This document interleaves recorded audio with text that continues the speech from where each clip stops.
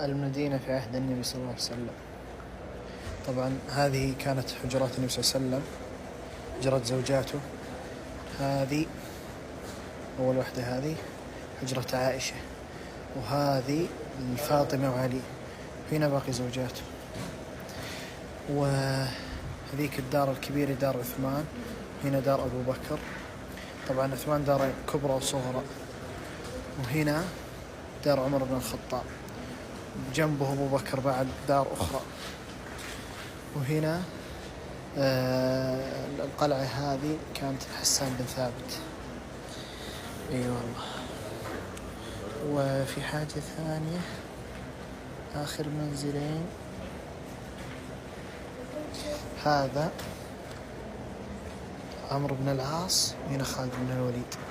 سبحان الله، كانوا أصدقاء من قديم يعني، قبل لا يسلمون وهاجروا مع بعض.